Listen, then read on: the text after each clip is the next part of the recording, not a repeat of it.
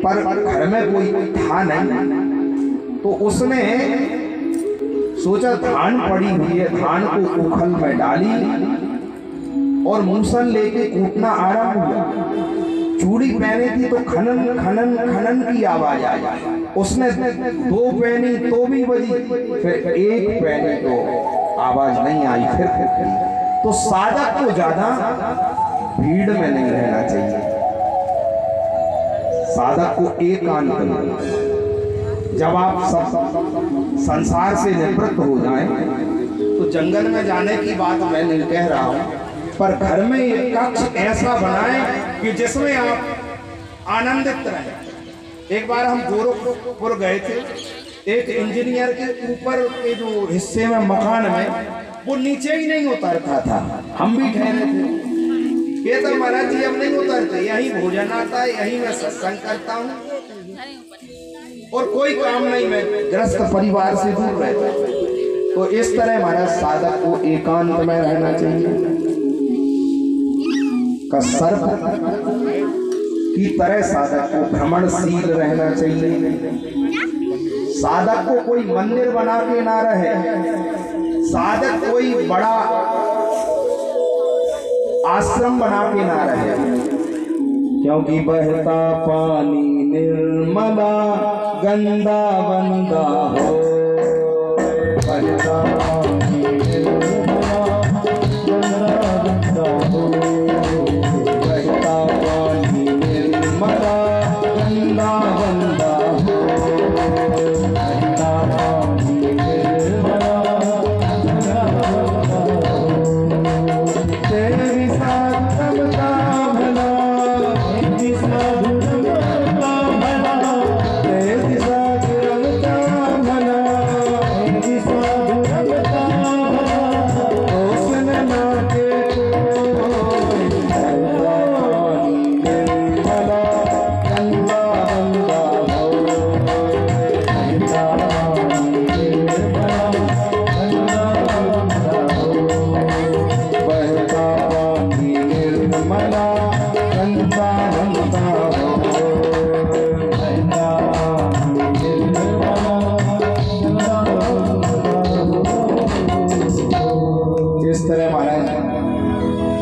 साधक को हमेशा भ्रमणशील रहना चाहिए। और उन्होंने भृंगी को गुरु बनाया। भृंगी से सीखा संसार का चिंतन ना करे, परमात्मा का चिंतन करे। लोहार से एकाग्रता सीखी। 24वां गुरु शरीर को बनाया और भगवान ने उद्धव को दिव्य उपदेश दिया है और अर्जुन को ले जाओ और हस्तिनापुर में ले जाना। दारुक नाम के सारथी को भगवान ने उपदेश दिया है। दारुक रोने लगा कि प्रभु मैं आपके बगैर नहीं रह सकता, हमेशा मैंने रथ आपका हाथ का है। तो भगवान कहते हैं ना कोई साथ में आया है ना कोई साथ में जाएगा, आया है सो जाएगा राजा रंग फकीर। कोई सिंहासन चढ़ चला,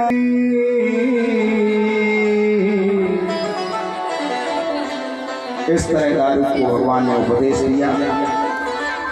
भगवान लेटे हुए हैं, बहेलिया ने एक बाण का स्पर्श किया और भगवान धराधाम को प्रस्थान कर जाते हैं।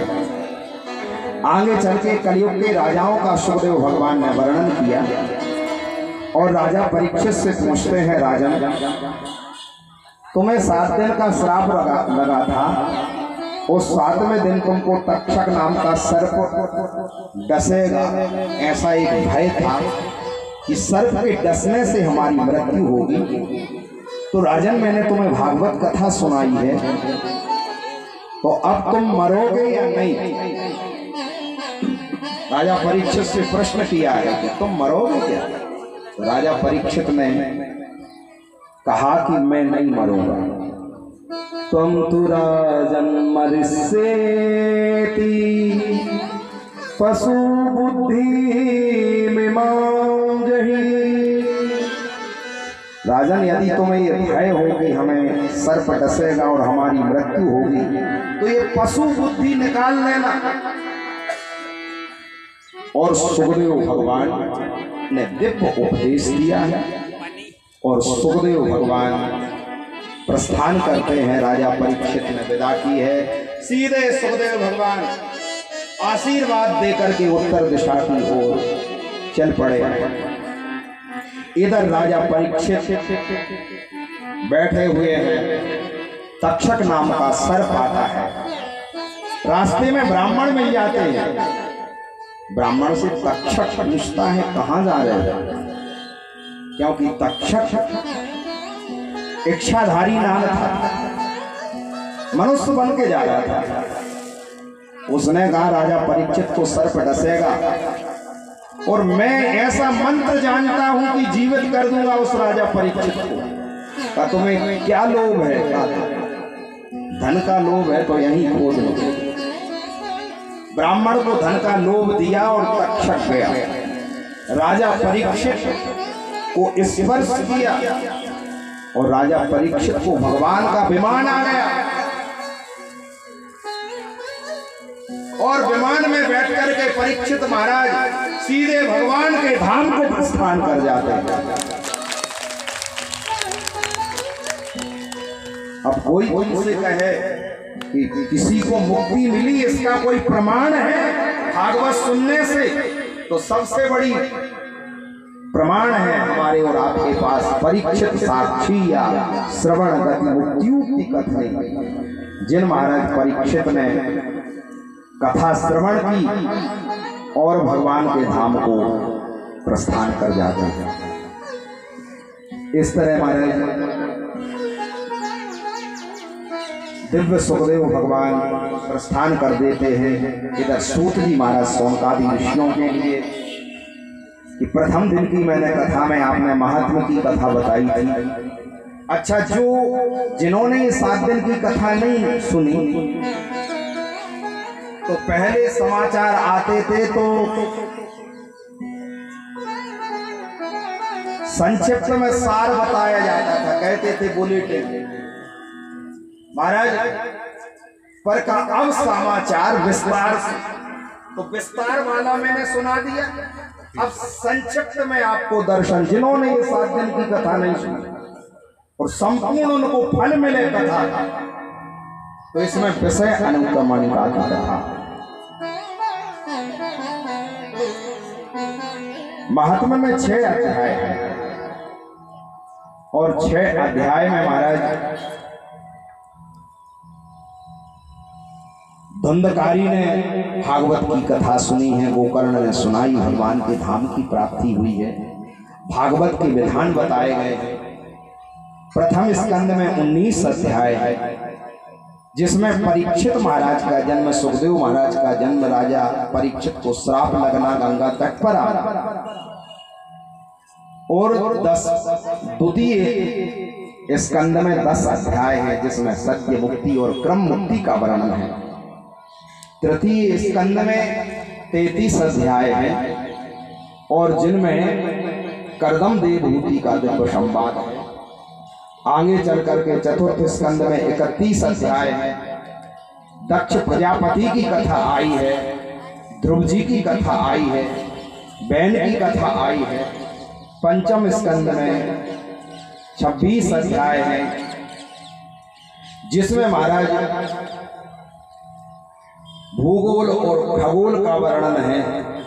राधा जड़ भरत की दिव्य कथा है और नरकों का वर्णन है।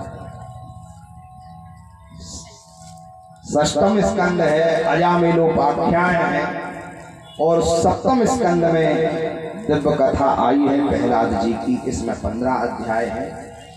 अष्टम स्कंद है, जिसमें गजेंद्र मोक्ष की कथा आई है, समुद्र मंथन की कथा आई है और बलि वामन चरित्र आया है, सत्यव्रत महाराज की कथा आई है। 9वें स्कंद में सूर्य वंश के राजाओं का दिव्य वर्णन है। 10वें स्कंद में भगवान के जन्म की कथा, वृंदावन लीला है, मथुरा लीला है, गोकुल लीला है। इस तरह महाराज इसमें 90 अध्याय है। 11वें स्कंद में 31 अध्याय है, जिसमें भगवान के सुधाम गमन की कथा आई है और 24 गुरुओं की दिव्य कथा आई है। और सबसे भागवत के जो क्लिष्ट स्कंद हैं वो दूसरा स्कंद है और 11वां स्कंद। 11वें स्कंद की यदि कथा पे चर्चा होने लगे तो ना श्रोता सुन पाएगा ना वक्ता कह सकता, इतना क्लिष्ट। आप सारांश में समझना चाहते हैं तो महाराज वो दिव्य मैंने आपको बताया है ज्ञान। 12 स्कंद है, 12वें स्कंद में 13 अध्याय है, उसमें कलयुग के राजाओं का वर्णन है। अब कलयुग के राजा कैसे होंगे, क्या होंगे, इसका पूरा विस्तार है और ये पढ़ना है तो आप भागवत का विस्तार से पढ़िए और ना उत्तर कांड का, आप रामायण का उत्तर कांड पढ़ लेंगे तो आपको 12 स्कंद समझ में आएगा। तो अंतिम में जो भागवत का श्लोक है अब उच्चारण करते हैं। जैसे नदियों में गंगा श्रेष्ठ है, इसी तरह पुराणों में श्रीमद् भागवत श्रेष्ठ है।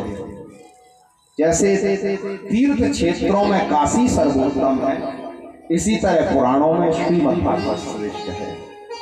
तो आइए भागवत का जो अंतिम श्लोक है, जिन्होंने ये कथा 7 दिन नहीं सुन पाए, जिस निमित्त आप जो भी जीवन में कामना हो अथवा पितृ मोक्ष की कामना हो या अकामा सर्व कामो वा मोक्ष कामा उदारती तीव्रेण भक्ति योगेना यजोयत पुरुषम परम, अथवा क्यों ना भगवान की प्राप्ति की कामना हो तो आप इस मंत्र का जप है।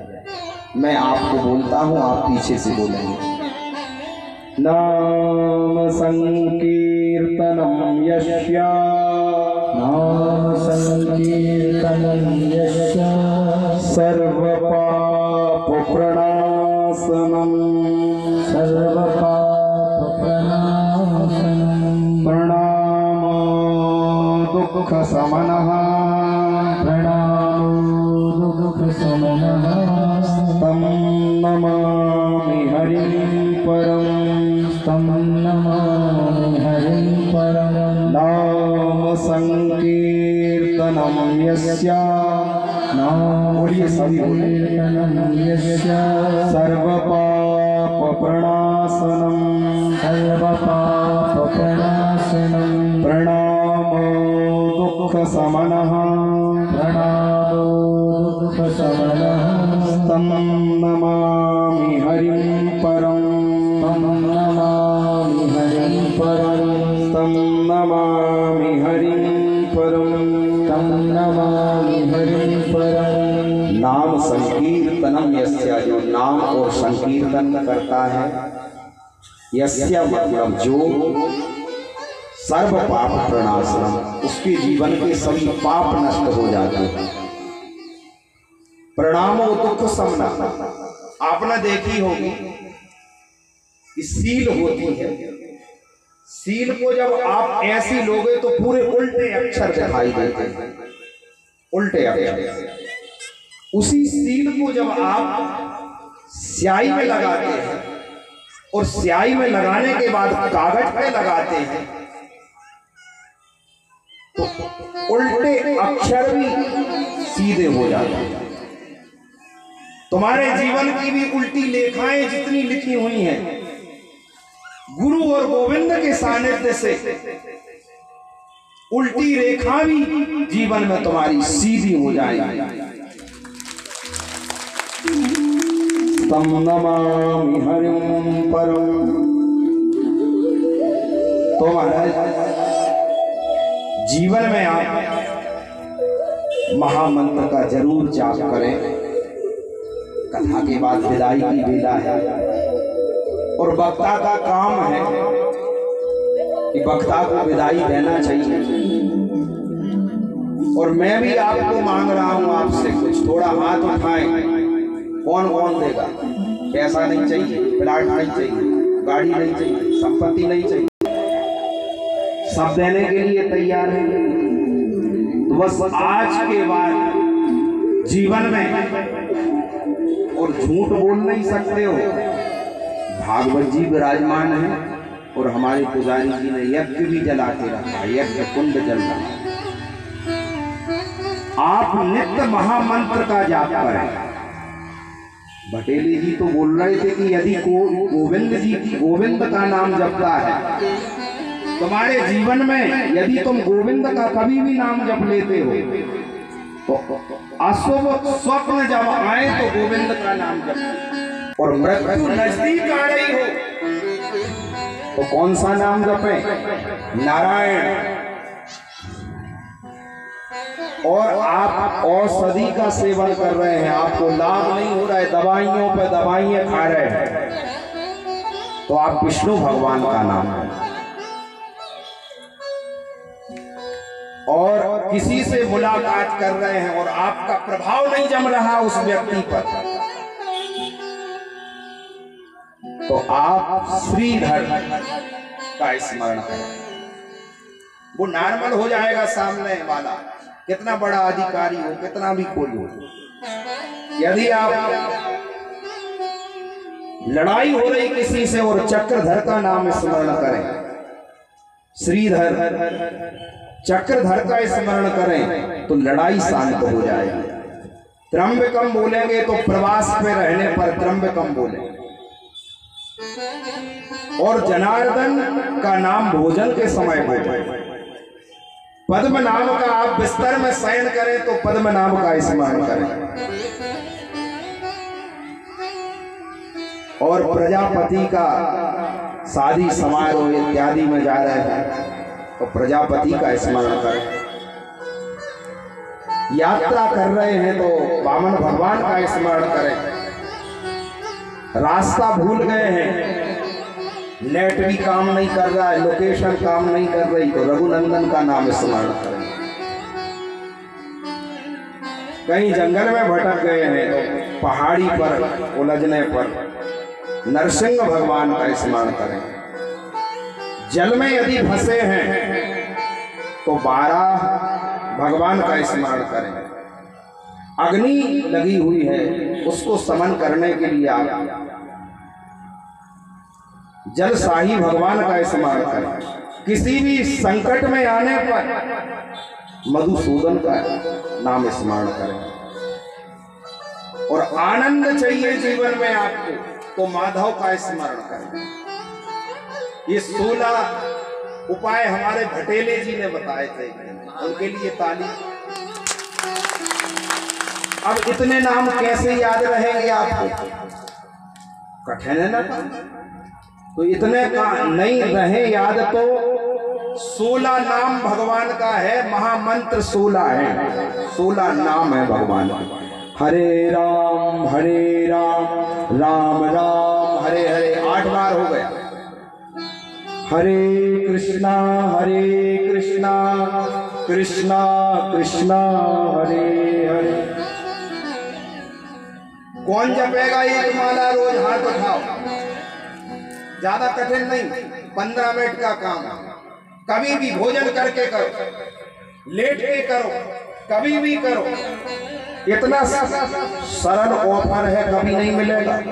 बढ़िया 2 तकिया लगा के करो, आप करो। कमर में दर्द है, बढ़िया आसन भी बढ़िया बिछा के बैठो, पर करो तो महामंत्र नित्य करिए आप। कौन सा महामंत्र? हरे राम राम राम हरे हरे, हरे कृष्णा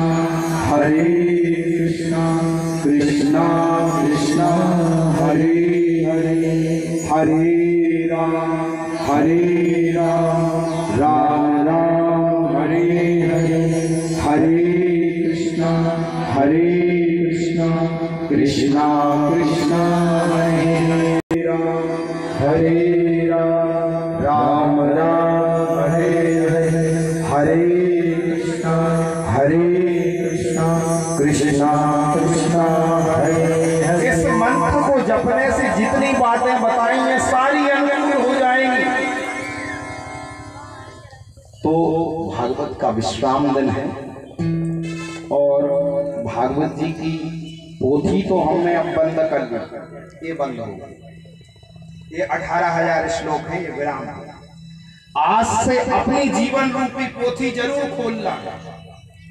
जीवन में परिवर्तन आना चाहिए। कथा वास्तव में आपने सुनी है, कथा सुनने के बाद यदि परिवर्तन नहीं आया तो समझ लेना आपने कथा नहीं सुनी, केवल आपने मनोरंजन किया। कथा यदि सुनी है तो जीवन में कुछ, कि सुबह जल्दी जगेंगे, सुबह जल्दी जग करके सूर्य नारायण भगवान को जल देंगे, बहनें अथवा तुलसी मैया को जल देंगे, महामंत्र का जाप करेंगे, हम सत्य संभाषण करेंगे। ऐसा कुछ आप जीवन में नियम, और वो नियम लेकर के मेरी दक्षिणा वही है। आपने नियम ले लिया, आपके अंदर परिवर्तन आ गया तो मेरी कथा सुनाना सार्थक हो गया। बहुत बहुत व्यासपीठ से हमारे पुजारी जी महाराज को और इनके परम आराध्य हनुमान, दुर्गा, भैरव और राम दरबार, शनिदेव, राधा कृष्ण दरबार, इन सबको एक कथा बारंबार उनके चरणों में समर्पित करते हैं। और पुजारी जी का बहुत स्नेह रहा। इस जगह पे जो कथा कर रहा हूँ, आप इससे अंदाज लगा लो कि 2000 में मैंने यहाँ कथा करी थी। 20 साल तो पूरे पक्के हो गए। वो भी कुछ महिलाएं इधर ऊपर तरफ की थी, शुक्ला महिला माताएं वगैरह, उन लोगों ने मिलकर के एक आयोजन करा था। कोई पंडित जी उनके महाराज पुरोहित थे, तो उनसे कहा भागवत करो, उनने कहा हम जानते नहीं, तो उन पंडित जी ने हमसे संपर्क कराया तो भागवत की कथा हुई। तो 20 वर्ष पूरे यहाँ पर 20 वर्ष बाद भागवत कथा हो रही है। तो पुजारी जी का त्याग और तपस्या है। वास्तव में कभी ये जीवन में हमने अभी देखा नहीं, कभी चप्पल पहने। ऐसे पुजारी जी और पुजारी जी की धर्मपत्नी भाभी जी, दोनों का बहुत बड़ा योगदान है कि आपको कण कण इकट्ठा करके आपसे ही मांग के और आपको ही भागवत कथा ब्राह्मण घर से कहां से लगाएगा, आपका और आपको अर्पित कर दिया। ऐसे हमारे पंडित जी के लिए ताली सेवा। और पंडित जी 7 दिन में हमने कथा में किसी प्रकार के कोई शब्द कह दिए हो श्रोताओं से अथवा किसी से, तो मैं बार बार क्षमा प्रार्थी हूँ। व्यासपीठ से मैं कामना करता हूँ। और हमारी कथा में प्रमुख रूप से यजमान की भूमिका में हमारी